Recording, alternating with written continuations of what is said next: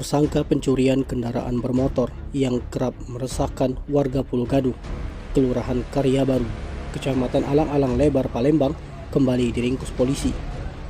Tersangka Ismail Marzuki alias Mail berhasil diringkus petugas opsional Unit 3 Subdit 3 Jatandras Ditreskrimum Polda Sumsel, pimpinan Kompol I Putu Suryawan dan Panit Ibtu Nopel Siswandi.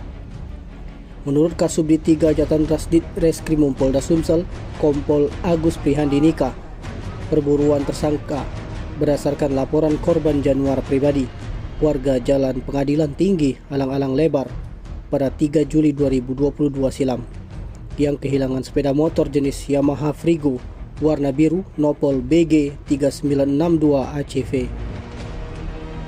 Setelah dilakukan penyelidikan dari keterangan korban, sejumlah saksi dan dari rekaman CCTV di lokasi kejadian didapati petunjuk yang mengarah kepada tersangka.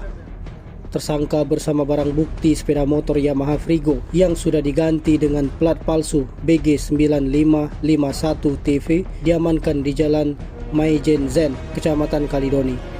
Namun saat hendak ditangkap, tersangka melakukan perlawanan dan terpaksa diberikan tindakan tegas terukur oleh petugas. Atas perbuatannya, tersangka dijerat dengan pasal 365 KUHP tentang pencurian dengan pemberatan yang ancaman hukumannya di atas 5 tahun penjara. Tim Liputan Sumsel ABTV melaporkan.